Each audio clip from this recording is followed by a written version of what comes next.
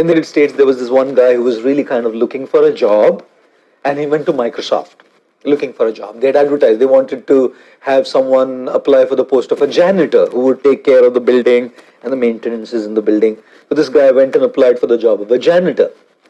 The gentleman who was taking the interview interviewed him and said, "Fantastic, you're doing very well, and good news that we've selected you for the post of a janitor. We would like to send you your employment letter. If you kindly give us your email ID, we're going to send you your employment letter by email."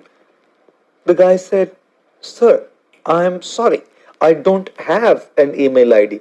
The janitor said, the interviewer said, "You've come here to apply for a post of janitor at Microsoft, and if you don't have an email ID, we're sorry. If you're so backward and you don't have an email ID, go to work at Microsoft. We're sorry, we can't give you this job."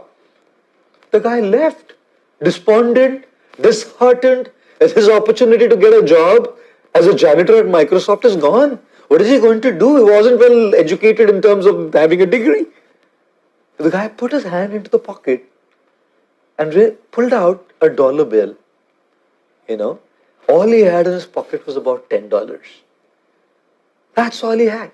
He didn't think, "I can't do anything with this $10. He was wondering what I can do with this $10. He went into the market, purchased tomatoes with this $10, went door to door selling those tomatoes and made $20. Every single day started delivering and selling tomatoes, and guess what?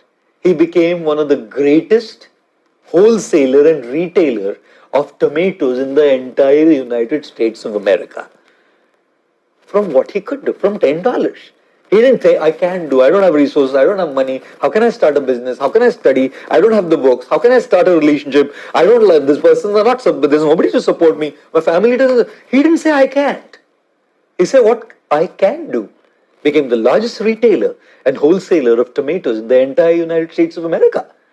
Guess what? After he was a big millionaire now, he decided to get his insurance done. So he called an insurance agent home, and the insurance agent prepared all the papers and all of that and said, "Sir, we would like to send you your insurance papers, and we would send it to you by email.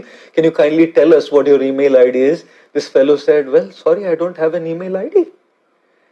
The insurance fellow said, "Sir, without an email ID, you're such a big businessman, being a millionaire today.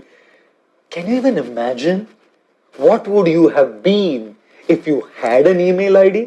The guy said, "A janitor at Microsoft. If I had an email ID, I would probably be a janitor at Microsoft. Because I didn't have an email ID, I went out and I started with what I can, and look at what I have." Ladies and gentlemen, believe that you can do. Don't think that you can't. If you're going to focus on you can't, you're not getting anywhere. Forget excellence.